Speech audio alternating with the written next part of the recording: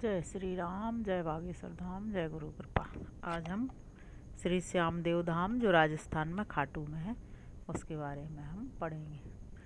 हम राम जी के राम जी हमारे हैं, हम राम जी के राम जी हमारे हैं। जय श्री राम।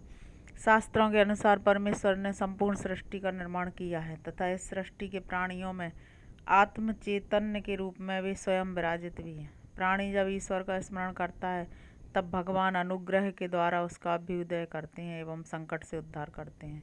भक्तों पर अनुग्रह तथा प्राणियों के उद्धार के लिए भगवान श्री कृष्ण ने भक्तराज प्रहलाद के द्वारा संसेवित ढूंढारी क्षेत्र के खाटू स्थान को विशेष रूप से भक्तों की कामना पूर्ण करने के लिए अपना लिया तथा कलयुग में नारायण के पूर्ण अवतार श्री कृष्ण की शालिग्राम मूर्ति के रूप में श्री श्याम जी का खाटू में समागम हुआ।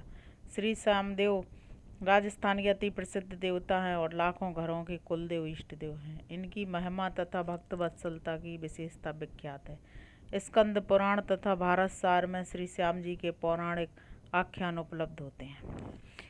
श्री श्यामदेव का पौराणिक आख्यान इस प्रकार है। श्री श्यामदेव की मूल कथा स्कंद पुराण माहेश्वर खंडा अंतर्गत कौमारी का खंड में है। भक्तजनों की मान्यता के अनुसार अन्य कथाएं भी प्रचलित हैं।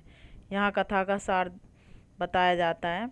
महाभारत काल में ये भीमसेन के पुत्र और घटोत्कच के पुत्र थे। इनका नाम बर्बरीक था। महाभारत के संग्राम के समय ये उपस्थित हुए थे। इनके पास केवल 3 बाण थे। ये पांडव पक्ष के अतिरथी वीर थे और अपने विपक्षी कौरव दल से अकेले ही युद्ध करने की इच्छा रखते थे।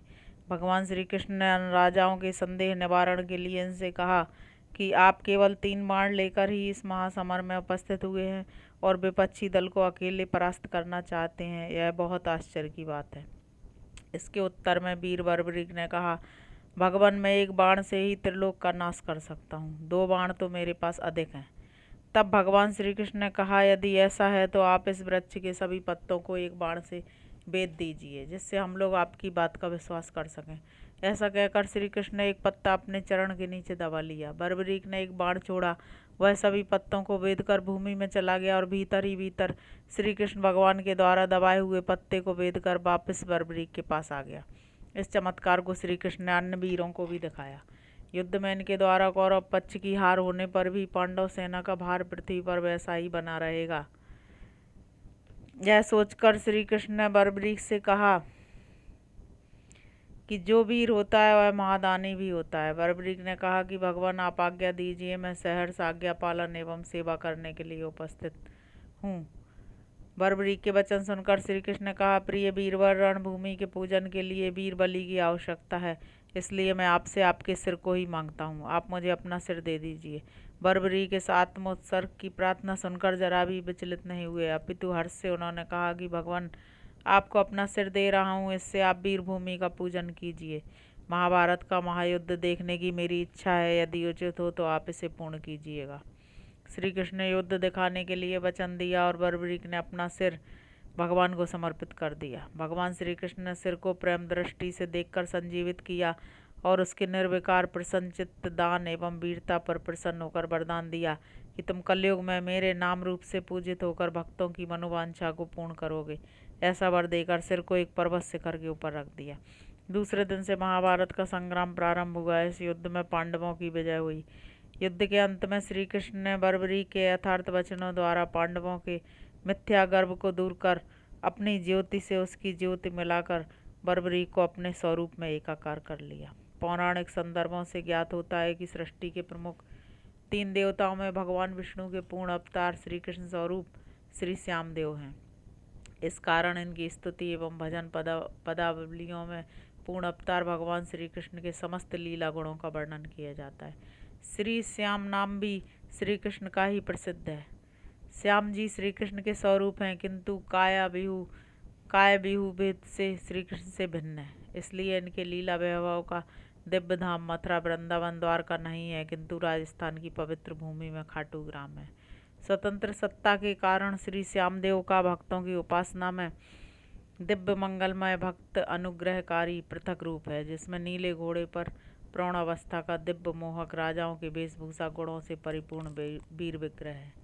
श्री श्यामदेव का तीर्थ धाम पवित्र तीर्थ स्थल राजस्थान के शेखावाटी मंडलांतर्गत सीकर जिले के खाटू ग्राम में है। खाटू ग्राम में श्री श्याम जी का मंदिर है, जिससे यह स्थान खाटू श्याम जी अथवा श्याम जी की खाटू नाम से प्रसिद्ध है। इस विग्रह और मंदिर के विषय में अनेक प्रकार के अनुमान और मान्यता हैं। राजस्थान सरकार द्वारा सन 1971 ईस्वी में प्रकाशित सीकर के डिस्ट्रिक्ट गजेटियर में तो लिखा है कि इस देवालय के निर्माण और स्थापना के विषय में कोई निश्चित तिथि और संवत ज्ञात नहीं है। स्थानीय जनों में किंवदंती है कि जहाँ इस समय श्याम कुंड है, उस स्थान पर खंडे लेके राजा की गऊ नित्य जाती थी। वहाँ आने पर उसके थन से अपने आप दूध निकलता था। इसको देखकर सभी आश्चर्यचकित थे। एक दिन ग्वालों ने मिलकर खंड लेके राजा से निवेदन किया। राजा ने दूसरे दिन स्वयं इस अद्भुत दृश्य को देखने का निश्चय किया। उसी रात में राजा को स्वप्न हुआ कि राजन, जहाँ गौ का नित्य प्रति दूध अपने आप गिरता है, वहाँ मैं अंतर्हित हूँ। तुम मेरे सालग्राम शिला रूपी विग्रह को वहाँ से निकालकर शास्त्रानुसार इसी स्थान के पास प्रतिष्ठापित कर दो। राजा प्रातःकाल उठकर अपने पूर्व निश्चय अनुसार बहुत से विद्वानों के साथ वहाँ उपस्थित हुए। वहाँ गौ के थन से अपने आप दूध देने का आश्चर्य देखकर स्वप्न के आदेश के अनुसार शास्त्रीय विधि से भूमि पूजन आदि करके खोदना प्रारंभ किया गया। वहाँ पर श्री श्याम का विग्रह उपलब्ध हुआ।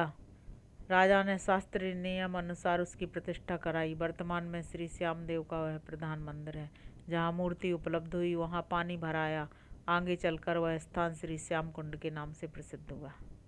खाटू में प्रत्येक शुक्ल पक्ष की द्वादशी को श्री श्याम जी के दर्शनार्थ यात्रीगण आते हैं। तथापि श्यामदेव जी के 3 देवोत्सव प्रधान मेले होते हैं। पहला ज्येष्ठ की शुक्ल द्वादशी को, दूसरा कार्तिक की शुक्ल द्वादशी तथा फाल्गुन शुक्ल द्वादशी। इन तीनों मेलों में भी ऋतु अनुकूल होने के कारण फाल्गुन में विशेष मेला होता है। श्री श्यामदेव के दर्शन प्रसाद आदि आराधना में अनेक भक्तजन शुक्ल पक्ष की एकादशी की मान्यता रखते हैं। अपनी कुल परंपरा के अनुसार यह मान्यता भी उचित है। श्री श्याम जी की मुख्य तिथि द्वादशी को मानने पर भी एकादशी को पूजन जागरण आदि में कोई विरोध नहीं है, क्योंकि वेदोक्त विधि के अनुसार मुख्य तिथि के पूर्व वाले दिन को उपवसत कहा गया है। उपवसत के दिन देवता मनुष्य के अत्यंत समीप आ जाते हैं तथा भक्त के घर में निवास करते हैं। यह वेद में भी उल्लिखित है। अतः शुक्ल एकादशी के दिन भी श्री श्याम देव की परंपरा अनुसार अर्चना उचित है। एकादशी को रात्रि में जागरण भी उपवास विधि में बतलाया गया है। राजस्थानी भाषा में जात शब्द देव यात्रा शब्द के उत्तरार्ध यात्रा शब्द का अपभ्रंश है, अथवा यह भी मत है कि यात गमन शब्द का रूप जात हो गया है। इसी देव यात्रा की परंपरा में राजस्थान प्रदेश के प्रचलित व्यवहार में जात के लिए खाटू जाकर रात में जागरण करते हैं और दूसरे दिन वस्त्र, नारियल, भेंट, भोग और पूजा सामग्री लेकर श्री श्याम जी के मंदिर में गठजोड़ा से उपस्थित होते हैं। राजस्थानी जनों में प्रचलित इस विधि के अतिरिक्त भी भक्तिपूर्वक दर्शन पूजन से भारतवर्ष के समस्त प्रदेशों के निवासी श्री श्यामदेव की आराधना करते हैं तथा अभीष्ट फल प्राप्त करते हैं। आज हमने श्री श्यामदेव जी के बारे में, जो खाटू में है जयपुर के पास सीकर में, उसके बारे में पढ़ा। जय श्री राम।